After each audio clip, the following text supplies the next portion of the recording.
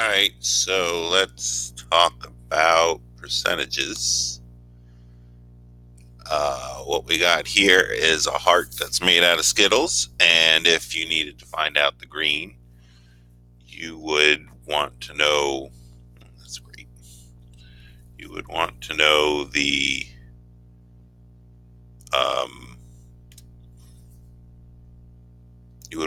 green and the total, and you would divide the number of green by the total, right? We remember this. So there are 27 green, and if you divide that by 174, you get 15.5%. And in fact, if you did that for every color here, the purple, the yellow, the orange, and the red, when you add them all up, you should get 100%, because that is what makes up the heart, is 100% of those Skittles. So that's true with elements as well. We're going to do this with elements. So for example, if we're trying to find a percent of each element in C3H8, we have carbon in here, and we also have some hydrogen. So if we want to find the percent composition of that, we're going to start with, we can do the hydrogen, I guess. That's one atom, and each hydrogen weighs 1 for a total of 8 atoms. So there's 8 atoms of hydrogen, each one weighs 1, so that's a total of 8. And then if we switch to the carbon, we would get, there are 3 atoms of carbon, each one weighs 12. So that's 36, and then when you add those up, you get a grand total of 8 and 36 is 44, I think, right? 44. And so to figure out the percent carbon, we would simply do the 36 divided by the 44, and that would give us the percent carbon, which is 88%. That's percent carbon. And then the percent hydrogen would be same situation. We take our 8 divided by our total, which is 44, and you get, that's 82 actually.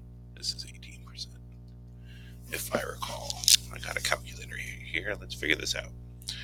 8 divided by 44 is 18%, yeah. So this one, I have no idea why my computer is not, so that one should be 82. Pointer options, ink color, green. So if you divide 36 by 44, you get 82%, and then the hydrogen would be 18%, because these two things combined are going to equal 100%. All right, so if we do the same thing here for sodium sulfate, if we start with sodium, we have 2 atoms of sodium. Each one on the periodic table is 23, I believe, 22.9. So that's going to equal 46. And then we're going to change colors for sulfur. Let's go with sulfur's actually officially yellow. Let's see if that looks good. Oh, that looks amazing. All right, there's only 1 sulfur in here, and each one is 32. So that's going to weigh 32. And then oxygen, we'll go with red. And oxygen, there are 4 oxygens. Each one is 16. 16 times 4 is 64. And then if we add all those up, we will get 64 plus 46, 46 plus 64 plus 32 is 142. So 142 is our total. So if we want the percent sodium, we're going to take that 46 and divide it by 142. All right, I'm just going to do this all at the same time so you know where that's coming from. All right, now if I want the percent sodium, I'm going to take this 46 here and divide it by 142, and I'm going to get 32.4% is sodium. So 32.4% of this is sodium. And Then I'm going to switch my color back to yellow and do 32 divided by 42, 142 to get the percent of sulfur, and that's 22.5. So 22.5% of this is sulfur. And then if I switch to oxygen, the 64 divided by 142 is 45%. 45.1, I guess, if we wanted to add up to 100. Oxygen. All right, so then all those will add up to 100% if we do that. So it's 45.1% oxygen, 22.5% sulfur, and 32.4% sodium. So that's just like you did with that. And then we did this lab where we used these atom replicas, and then you were trying to figure out what the percent of each thing was. So for this one, if you were looking for the percent red, you would weigh the red, and then you'd weigh the whole thing, and that was the percent red. And I was just trying to get you to understand that that's what you have to do. And this was significant because when the essential amino acids all have a nitrogen in it, you can see that here, nitrogen, nitrogen. And it turns out if you take all the essential amino acids, the percent nitrogen should be in the ballpark of 16%, 16 to 18%. So that's how they tested dog food to make sure that they were putting the essential amino acids. They would just run the dog food for percent composition and see what percent nitrogen was in there. Well, it turns out that some people figured out that you didn't have to actually put any amino acids if you just put some melamine in, because it's very rich in nitrogen. And then the test would think you had enough nitrogen in there to have amino acids, but you could save a lot of money by not putting amino acids in there. And that's why melamine was put into dog food. And all those dogs got sick. All right, so the last thing we were talking about, or second last thing, was this percent composition. So if we do ratios, if you look at this picture and we ask for adults to children, you can see there's 6 adults to 8 children. And another way to do that is to divide each number of things that you're looking at, children and adults, by the smallest number, and you'll get this 1.33 to 1 ratio. And then if you multiply those by something to get them to be a whole number, you would use 3, because 3 times 1.33 is 3.99, which is essentially 4, and 3 times 1 is 3. And so you have a 4 to 3 ratio, which is the same thing you could get if you had 8 to 6, and you sort of reduce that, you would get 4 to 3 as well. All right. So this dividing by the lowest number is another way to determine the ratio. And that's important because we're going to do this empirical formula thing. So what we're going to do here is try to get from percentages to a formula. So in this case, sodium is in this compound, and as is sulfur, right? Here's sulfur. So there's sulfur in this compound, as is oxygen. Oxygen blue. And that's here, oxygen. Okay? So we're trying to find the compound formula for this compound given the percentages. And the steps to do this are you convert the percents to mass. And the way you do that is just taking literally the percents and making a mass. And we can do that because if we assume we had 100 grams of substance, then if we had 100 grams and 32.38% is sodium, then 32.38 grams would be sodium. And the way I tell you to think about that is if you take a test with 100 questions and you get 32 right, then you would get a 32%, right? So we're just going to turn every one of these percentages to grams, because we're going to assume in each case that we had a 100-gram sample. And if we have a 100-gram sample, then all the percentages would turn to grams. And so that's how we start. Come on, blue. Here's blue. And we'll do that over here, I guess, hopefully. 44.99 grams. All right. And then the next step is we go from mass to moles. So we have all these masses and we got to turn them into moles. So starting with the sodium, we're going to turn 32.38 grams into moles. So to turn grams to moles, this unit has been all about this. You're going to go to the periodic table and you'll see that sodium is 23. Actually, let me do it this way. I think I have a new idea. Let's do it this way. All right. So if you go to the periodic table, and you will see that 1 mole of sodium weighs 22.9, if it's 98 or 99 ballpark. Let's go with 98 grams. All right. So then if you divide 32.38, divide by 22.98, so I said, yeah, it's 1.409. So that's 1.409 moles of sodium. And then we do the same thing with the sulfur.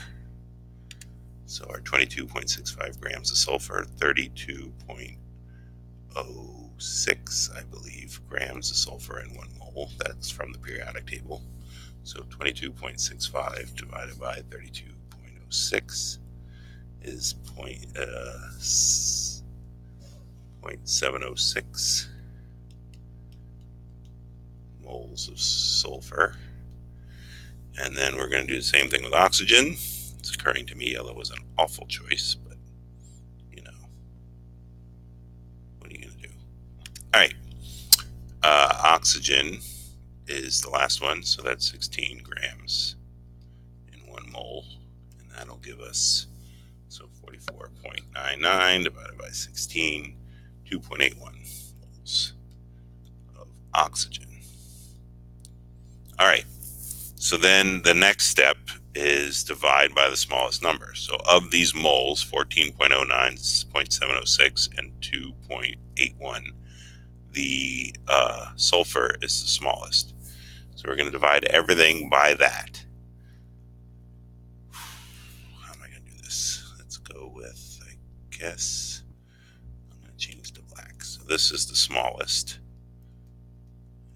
A little shout out to the Steelers. All right, so we're going to divide everything by the smallest. So 0.706 into 1.409 divided by 0.706 is 1.995.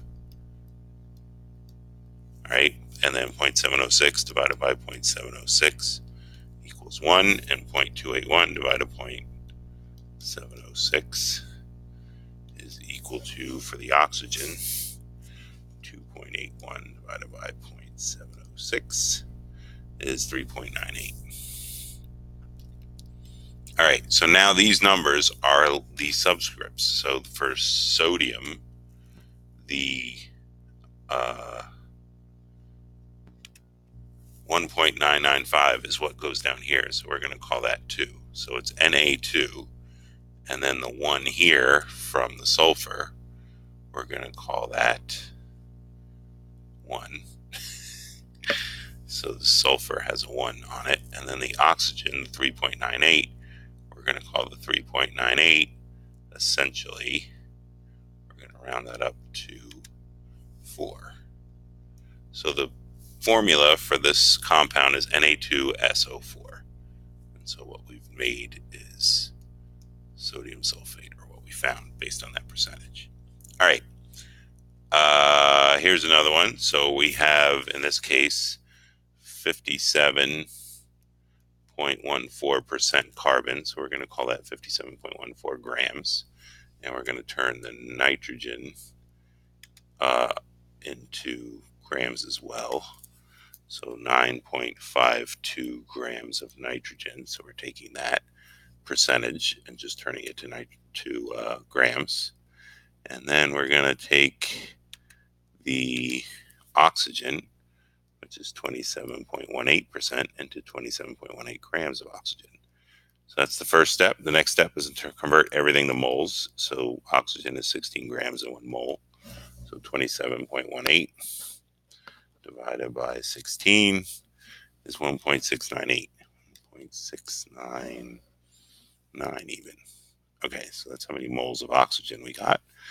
And then we'll do the same thing for nitrogen. So nitrogen on the periodic table is 14.0 grams in 1 mole. So that's going to be 9.52 divided by 14, 0.68 moles of nitrogen. And then the carbon, we're going to do that as well. And 57.14 grams is 12.0 grams of carbon in 1 mole. And that will get us 57.14 divided by 12 is 4.76 moles of carbon. So the next thing is to divide by the smallest, and we're going to identify in this case the smallest is the nitrogen, right? So here's the smallest number. So we're going to divide everything by 0.68.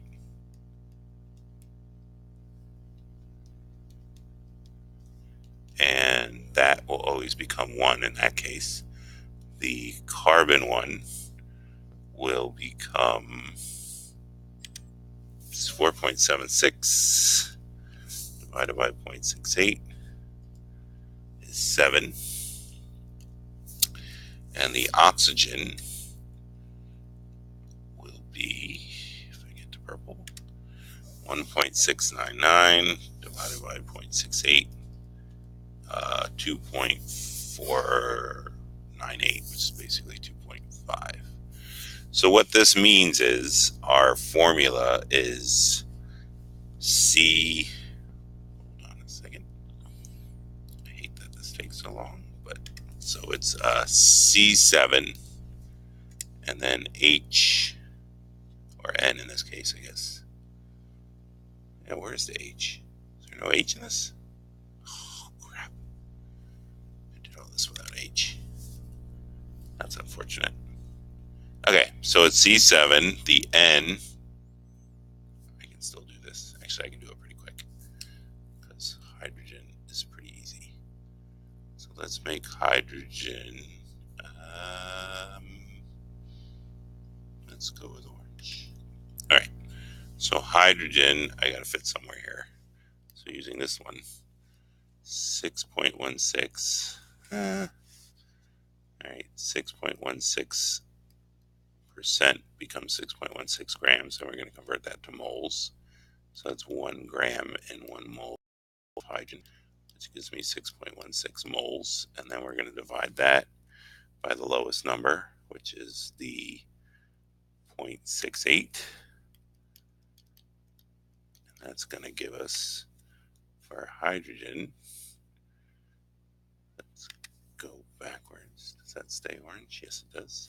So 6.16 divided by 0.68 is 9. So that's going to give us 9.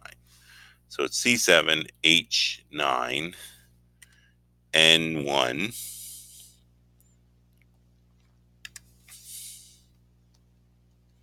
and then O 2.5. So this works pretty well, except for the fact that our O is not a whole number, it's a fraction. So we need to multiply all those by something to get them into whole numbers. And if you want to memorize this, you can. So we are at a 0.5. So the idea is to multiply by 2, or you can just basically multiply by 2, then 3, and then 4, and see if that gives you a whole number. So in this case, we're going to want to multiply everything by 2 to get a whole number, and that'll give us C14H18N2O5, and that's the formula of our compound. All right, and then we looked that up, and it turned out to be aspartame, or sweetener. So then the last thing we did was empirical versus molecular formula. Empirical formula is the simplest mole ratio. All right, so it's sort of like the least common factor, or when you factor things out.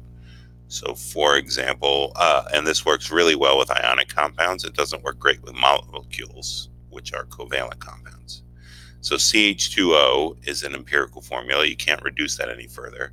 That turns out to be the empirical formula for both lactic acid, glucose, and formaldehyde, honestly. And these are very different things, right? So formaldehyde, which is this, is what we use to preserve the dead bodies that you dissect. And lactic acid is what makes your legs cramp up and burn when you're running. And glucose is what makes things sweet with sugar. So they all have the same empirical formula. They all come from the same 1 carbon to 2 hydrogen to 1 oxygen. So you can see here that if we multiply this by 3, we get C3H6O3. And if we multiply it by, I don't know where my cursor went. That's awesome. All right.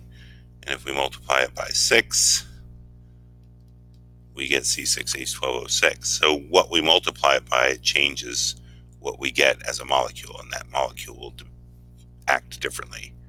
So molecular formula is represented by the mole ratio as a molecule exists. This is for covalent compounds only, so we're talking about nonmetal plus nonmetals. That's the only time nonmetal you really have to worry about molecular formulas. Ionic formulas are always in their lowest ratio anyway, so empirical formulas work well with ions. All right, so which of the following is not an empirical formula? So we're looking for something that can be divided further. This one cannot be divided further. This one can be divided further. We can divide both things by 2 and get C4H9. So that is not an empirical formula. This one cannot be divided further, and this one cannot be divided further. Even though the 4 and the 8 can be divided, you can't have 1/4 as your oxygen. So we're going to just keep it like that. All right, what's the empirical formula for C8H16O2? So what is it that we can divide all these numbers by to get them reduced? And the answer is you can divide them all by 2. So if we divide them all by 2, we would get C4H8O.